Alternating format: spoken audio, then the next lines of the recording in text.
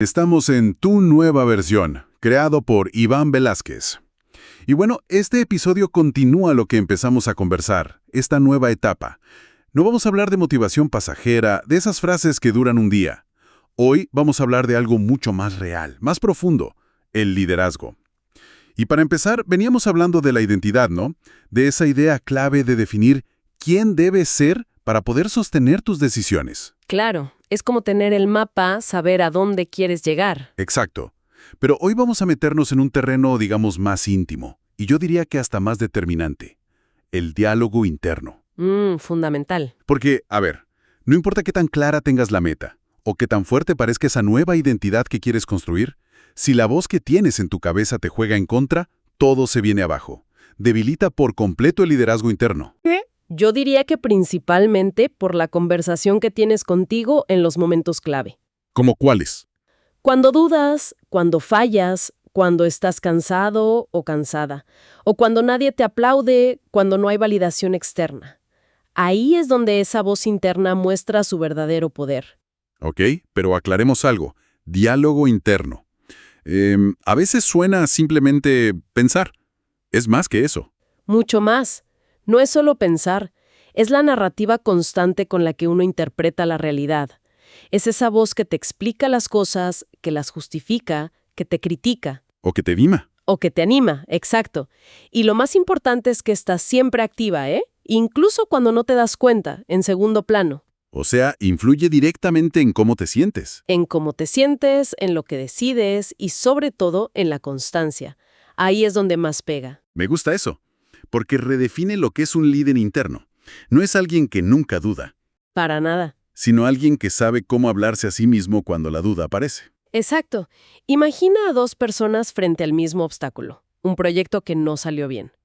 La primera persona, con un diálogo limitante, se dice, ¿ves? Esto demuestra que no soy capaz. Directo a la identidad. Directo. La segunda, con un diálogo constructivo, se dice, ok, esto me está mostrando qué es lo que tengo que ajustar. La situación es la misma.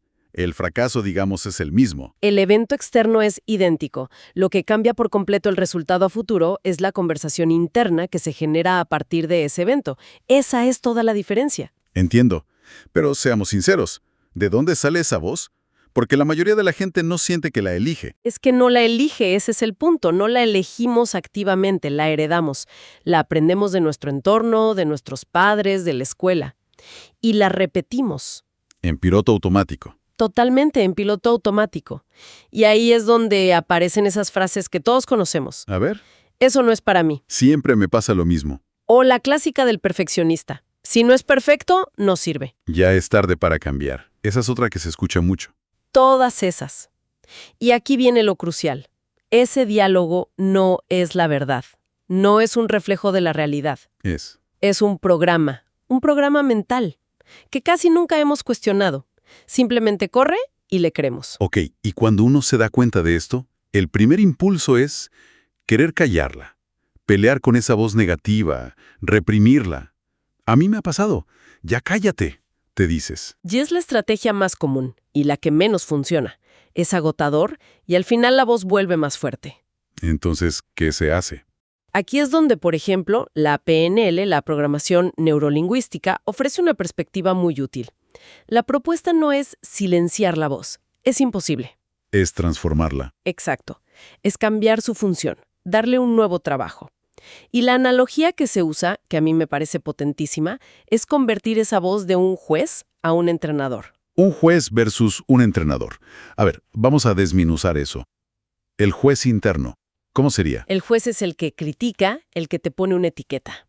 Eres un desordenado. Eres un perezoso. Castiga. Y su foco está siempre en el pasado, en el error, en lo que ya salió mal. Siempre. Revisa la jugada 1000 veces para recordarte lo mal que la hiciste. Su función es sentenciar. Ok. ¿Y el entrenador interno? El entrenador observa, no juzga, observa.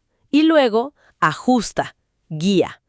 Su foco no está en el error del pasado, sino en qué se puede aprender de ese error para la próxima vez. Para el futuro. Exacto.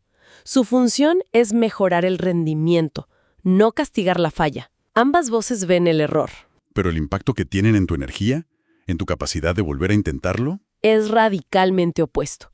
Uno te quita la energía, el otro te la reenfoca. y esto me hace volver a lo que hablamos en el episodio anterior sobre la identidad, la coherencia. Sí, es que todo está conectado.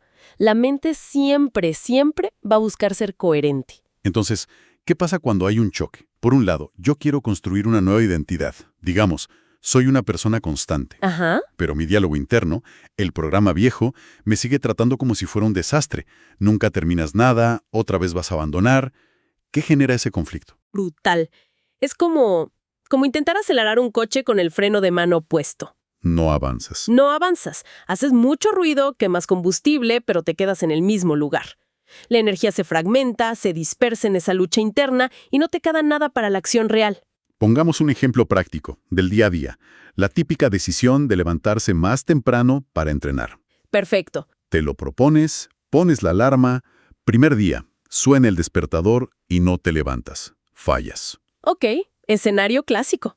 Ahí se activan las voces. ¿Cómo sonaría el juez? El juez te diría inmediatamente, ¿ves? Era obvio, nunca sostienes nada. Eres un vago. Y te sientes fatal, culpable. Exacto. Y esa culpa probablemente haga que al día siguiente ni siquiera lo intentes, porque ya confirmaste la etiqueta que el juez te puso. ¿Y la voz del entrenador en esa misma situación? El entrenador diría algo como, ok, hoy no salió. A ver, ¿qué pasó? Quizás la alarma estaba muy lejos, nos acostamos muy tarde, mañana ajustamos, ponemos la ropa al lado de la cama, es un ajuste, no un fracaso. ¿Qué diferencia? Es toda la diferencia, porque la acción futura, si lo vuelves a intentar o si abandonas para siempre, depende directamente de cuál de esas dos voces tiene más fuerza en tu cabeza en ese momento. Ok, esto es muy revelador. Y nos lleva a un ejercicio práctico, algo que la gente pueda hacer. Sí, un ejercicio muy concreto.